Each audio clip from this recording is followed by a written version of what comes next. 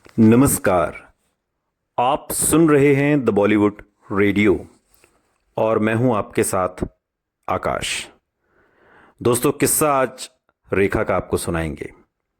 एक बार यश चोपड़ा ने कहा था कि मैं सिलसिला की शूटिंग के दौरान चौकन्ना और डरा हुआ रहता था, क्योंकि रियल लाइफ की कहानी रियल लाइफ यानी फिल्मी पर्दे पर उतारी जा रही थी। फिल्म में जया अमिताभ की पत्नी हैं और रेखा उनकी गर्लफ्रेंड, और असल जिंदगी में भी यही कहानी चल रही है। फिल्म की शूटिंग के दौरान कुछ भी हो सकता था, क्योंकि फिल्म में यही तीनों साथ में काम कर रहे थे। ये बात सालों बाद फिल्म के यश चोपड़ा ने एक इंटरव्यू में कही थी। रेखा अभी उम्र के तीसरे दशक तक नहीं पहुंची थी, मगर वो फिल्म इंडस्ट्री पर राज कर रही थी। एक अच्छी एक्ट्रेस के तौर पर उनकी पहचान तो बन ही चुकी थी, बॉक्स ऑफिस पर भी उनका सिक्का चल रहा था, और इस दौर में उनके घर के बाहर बड़े प्रोड्यूसर्स की लाइन लगी रहती थी। 10 साल पहले वाली भानु रेखा से इस रेखा का कोई मेल ही नहीं था। रेखा तमाम वजहों से आए दिन सुर्खियों में रहती थी। उनके फिटनेस, उनकी दिनचर्या और उनका गुमनाम प्रेमी। जहां एक और अमिताभ बच्चन ने फिल्मी प्रेस को अपनी जिंदगी से बाहर कर दिया था, वहीं रेखा अपने बेबाक बयानों से उन्हें गॉसिप कॉलम और इंडस्ट्री की खबरों में लगातार सुर्खियों में रखे हुई थी। जब अमिताभ का करियर थोड़ा लड़खड़ाया, वो एक बार फिर रेखा की तरफ मुड़ गए। 1980 में अमिताभ की 2 मल्टी स्टारर फिल्में राम बलराम, जो 1980 में आई, और 2 और 2 5, जो 1980 में ही आई, बॉक्स ऑफिस पर औंधे मुकर गई। इसके बाद उनकी सारी उम्मीद साल 1980 की फिल्म दोस्ताना पर टिकी हुई थी। इस फिल्म से भी उन्हें वो राहत नहीं मिली जिसकी उन्हें तलाश थी। हालांकि ये फिल्म बाकी दोनों फिल्मों से ठीक थी। हमेशा की तरह फिल्म मीडिया ने तो सुपरस्टार के करियर के खत्म होने की एक तरीके से मुनादी कर दी, नगाड़ा पीट दिया। और ये आमतौर पर होता था। हर फिल्मी मैगजीन्स में किसी सुपरस्टार की एक आध फिल्म फ्लॉप हो जाए, एक आध दो, तो फिर वो उसे खत्म मान लेते थे। सबको लगने लगा था कि बॉक्स ऑफिस पर अमिताभ का वो जादू खत्म हो चुका है जिसके लिए वो जाने जाते हैं। जो हालत अमिताभ की उस समय थी, वही हालत कमोवेश मशहूर निर्माता निर्देशक यश चोपड़ा की थी। उनकी पिछली महत्वाकांक्षी फिल्म काला पत्थर बॉक्स ऑफिस पर कोई खास कमाल नहीं दिखा पाई थी, और इस फिल्म की नाकामी ने उनका दिल तोड़ दिया था। वो बेहद निराश थे, क्योंकि ये कहानी उनके दिल के काफी करीब थी। वो इस बात को समझते थे कि कोई साख अगर वापस पानी है तो अगली फिल्म धमाकेदार होनी चाहिए। और इन हालात में जन्म हुआ फिल्म सिलसिला का बनने का, उसकी शुरुआत का। लव ट्रायंगल पर आधारित इस फिल्म को करने के लिए अमिताभ तुरंत राजी हो गए, लेकिन यश चोपड़ा के मन में सिलसिला को लेकर कुछ और ही योजना पक रही थी। उन्होंने फिल्म में अमिताभ बच्चन की प्रेमिका के रोल के लिए रेखा का नाम सुझाया। अमिताभ जया बच्चन से वादा कर चुके थे कि वो रेखा के साथ दोबारा काम नहीं करेंगे, लेकिन इसके बावजूद वो राजी हो गए। और जैसे ही इस फिल्म का ऐलान हुआ, हर तरफ इसी बात की चर्चा होने लगी। लोग ये खबर सुनकर हैरान थे, लेकिन साथ ही साथ इस जोड़ी को पर्दे पर देखने के लिए जबरदस्त उत्साह भी था।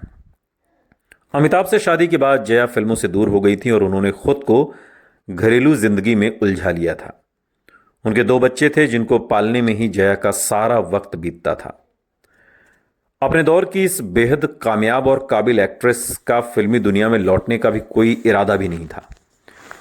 लेकिन स्टारडस्ट मैगजीन की खबर की माने तो जया ने कुछ साल पहले अमिताभ के सामने अपना आखिरी ब्रह्मास्त्र चलाते हुए कहा था, अगर उन्होंने दोबारा रेखा के साथ कोई फिल्म की तो वो भी फिर से फिल्मों की दुनिया में लौट जाएंगी।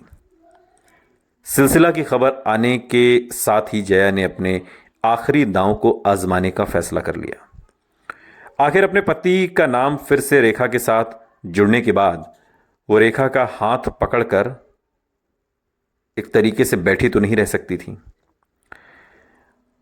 उन्होंने अपनी वापसी के लिए तैयारी शुरू कर दी। अपने दोस्तों और साथी कलाकारों को इसकी खबर देनी भी शुरू कर दी।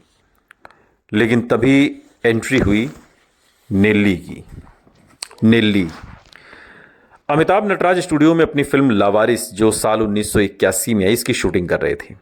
और इसी दौरान नेल्ली नाम की ईरानी एक्ट्रेस के साथ अमिताभ की दोस्ती की खबरें फिल्म के सेट पर कानाफूसी का सबब बनने लगीं।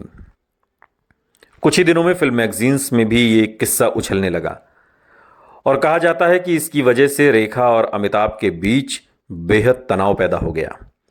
लावारिस के निर्देशक प्रकाश मेहरा की माने तो मेरी फिल्म के नटराज स्टूडियो में बने सेट पर ही रेखा और अमिताभ के बीच काफ़ी कहासुनी हुई थी। वो रोने लगी थी रेखा। मैंने रेखा को बुलाया और दिलासा देने की कोशिश की। ये सब कुछ नेल्ली, उस ईरानी एक्ट्रेस को लेकर हुआ था। और इस झगड़े के बारे में लिखते हुए स्टारडस्ट ने तो थप्पड़ और मार पिटाई तक का जिक्र किया था कि अमिताभ बच्चन ने रेखा को थप्पड़ मारा है। आखिरकार नेल्ली को लेकर मचा ये हंगामा सिलसिला के लिए घातक साबित हुआ। गुस्साई हुई रेखा ने फिल्म सिलसिला छोड़ने का फैसला कर लिया और तुरंत ही यश चोपड़ा को साइनिंग अमाउंट भी लौटा दिया, जो उन्होंने साइनिंग अमाउंट यश चोपड़ा से लिया था। अब यश चोपड़ा के पास एक महत्वाकांक्षी कहानी और उसके हीरो के अलावा कुछ नहीं बचा था। और आखिरकार थक हार कर यश चोपड़ा ने फिल्म को दूसरे कलाकारों के साथ शुरू करने का फैसला किया। सबसे पहले प्रेमिका के रोल के लिए पद्मिनी कोल्हापुरे से बात की गई और पत्नी का रोल पूनम ढिल्लो को देने का फैसला किया गया। लेकिन यश चोपड़ा को अभी भी एक कास्टिंग कुछ जम नहीं रही थी। कम से कम फिल्म का ख्याल जब उनके दिल में आया था तो ये एक्ट्रेस उनके मन में नहीं थी। इसके बाद रेखा के रोल में परवीन बॉबी को लेने का फैसला हुआ और स्मिता पाटिल को धोखा खाई हुई पत्नी का रोल दिया गया। एक बार जब एक्ट्रेस तय हो गई तो फिल्म का पहला शूट कश्मीर में करने की तैयारी की गई। हालांकि फिल्म का काम शुरू हो गया था, लेकिन यश चोपड़ा अभी भी खुश नहीं थे। ये वो ब्लॉकबस्टर स्टारकास्ट नहीं थी जिसका ख्वाब वो दिल में सजा चुके थे। इस फिल्म को लेकर तो कोई भी उत्साहित नहीं होगा, ये ख्याल यश चोपड़ा को परेशान किए जाता था। वो चाहते थे कि फिल्म की चर्चा हर किसी की जुबां पर हो, लेकिन परवीन बॉबी, अमिताभ और स्मिता पाटिल के प्रेम त्रिकोण में उन्हें वो मसाला नजर नहीं आ रहा था जिसका जिक्र सुर्खियां बना सके। लेकिन यश चोपड़ा वास्तव में जो चाहते थे उसका मुमकिन हो पाना लगभग असंभव था। अपने निधन से पहले यश चोपड़ा ने शाहरुख खान को एक यादगार इंटरव्यू दिया था और इस इंटरव्यू में उन्होंने सिलसिला का जिक्र करते हुए शाहरुख से कहा, यह भारतीय सिनेमा के इतिहास की सबसे दिलचस्प, सबसे बड़ी और सबसे चुनौतीपूर्ण कास्टिंग थी। और आखिरकार ये कास्टिंग मुमकिन कैसे हुई, क्या घटा पर्दे के पीछे। उन दिनों दरअसल अमिताभ बच्चन श्रीनगर में निर्देशक टीनू आनंद की फिल्म कालिया, जो 1981 में आई, उसकी शूटिंग कर रहे थे। यश चोपड़ा उनसे मिलने के लिए वहीं कश्मीर पहुंच गए, श्रीनगर सॉरी। और 21 अक्टूबर 1980 की रात डिनर के दौरान दोनों की मुलाकात हुई। शाहरुख खान के साथ इंटरव्यू के दौरान यश चोपड़ा ने उस रात को याद करते हुए कहा, जब सब लोग डिनर के बाद कमरे से बाहर चले गए, अमिताभ मेरे पास आए और उन्होंने पूछा, क्या आप फिल्म की कास्ट से संतुष्ट हैं? क्या आप खुश हैं? मैंने कहा कि मैं खुश नहीं हूं। इसके बाद अमिताभ ने पूछा, आप मुझे ईमानदारी से बताइए, आपको क्या लगता है कि इस फिल्म की आदर्श स्टार कास्ट क्या होनी चाहिए? इस लम्हे में मानो यश चोपड़ा को अपनी नामुमकिन सी ख्वाहिश के मुमकिन होने की आस जग गई। वो फौरन बोले कि प्रेमिका के रोल में रेखा और पत्नी के रोल में जया को चाहते हैं। कहा जाता है कि यश चोपड़ा ने अमिताभ बच्चन से कहा कि वो वादा करते हैं अगर अमिताभ इन दोनों को फिल्म में ले आए तो वो एक यादगार फिल्म बनाएंगे। ये शायद भारतीय सिनेमा की ऐसी पहली फिल्म थी जिसकी मूल कहानी न सिर्फ विवाहेतर संबंधों के इर्द गिर्द घूमती है, बल्कि पूरी पब्लिसिटी का एंगल भी इसी रिश्ते को रखा गया। जाहिर है इस कहानी को वाकई ऐसे कलाकारों की जरूरत थी जो बॉक्स ऑफिस पर हलचल मचा सकें।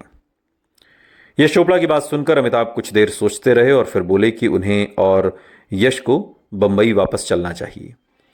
मगर जया से इस बारे में खुद पूछने की बजाय अमिताभ ने यश चोपड़ा से कहा कि वो जया बच्चन को मनाने की कोशिश करें। अगले दिन यानी 22 अक्टूबर को दोनों बंबई के लिए निकल पड़े और पूरी फ्लाइट के दौरान दोनों के बीच तनाव भरी खामोशी पसरी रही। दोनों मानो एक मुश्किल मिशन पर निकले थे। कास्टिंग को लेकर हुए हंगामे के बारे में याद करते हुए फिल्म के लेखक सागर सरहदी बात के दिनों में एक इंटरव्यू में बताते हैं, जया ने अमिताभ बच्चन से वचन लिया था कि वो कभी भी रेखा के साथ काम नहीं करेंगे। इंडस्ट्री जानती थी, दुनिया जानती थी, और ऐसे में दोनों हीरोइनों को एक साथ लाना सबसे बड़ा धर्म संकट था। जया और रेखा को हर हाल में इस फिल्म के लिए एक साथ लाना था, जबकि ये बात जग जाहिर थी कि जया अपने पति को रेखा के साथ काम नहीं करने देगी। और ऐसे में अमिताभ और रेखा के साथ काम करने के लिए जया बच्चन को आखिर राजी कैसे किया गया? आखिर कैसे सिलसिला जया बच्चन की मशहूर कमबैक फिल्म बन गई? और सबसे बड़ी बात कि आखिर रेखा को फिल्म में वापस कैसे लाया गया? जैसा कि तय था कि जया इस फिल्म में काम करने के लिए बिल्कुल भी तैयार नहीं थी। यहां तक कि उन्हें कहानी सुनने के लिए भी राजी करने में यश चोपड़ा को काफी मशक्कत करनी पड़ी। जब उन्हें किसी तरह कहानी सुनने के लिए राजी किया गया, तब भी वो बिल्कुल चुप और भाव शून्य चेहरा लिए बैठी रहीं। पूरी कहानी सुनने के दौरान उन्होंने अपनी पसंद या नापसंद कुछ भी जाहिर नहीं की, जब तक कि कहानी का अंत नहीं सामने आ गया। और कहा जाता है कि आखिरी सीन का ही कमाल था जिसने जया को फिल्म में काम करने के लिए मन बनाने पर मजबूर कर दिया। सिलसिला की कहानी का अंत बिल्कुल पारंपरिक तरीके से मेल मिलाप के साथ पूरा होता है और आखिरी सीन में बेहोश जया अस्पताल के बिस्तर पर पड़ी होती है और अस्पताल के डॉक्टर और नर्स उनकी देह में प्राण फूंकने की कोशिश में जुटे होते हैं।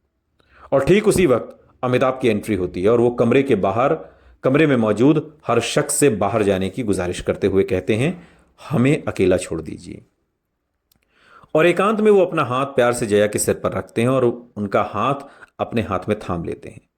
वो बड़ी नरमी से कहते हैं, शोभा, मैं हमेशा के लिए तुम्हारे पास आ गया हूं। और इस पर जया धीरे से अपनी आंखें खोलती हैं और लगभग बुदबुदाते हुए कहती हैं, मैं जानती थी कि तुम मेरे पास लौट आओगे। और यही वो पल होता है जो प्यार पर विश्वास की जीत की मिसाल बनता है।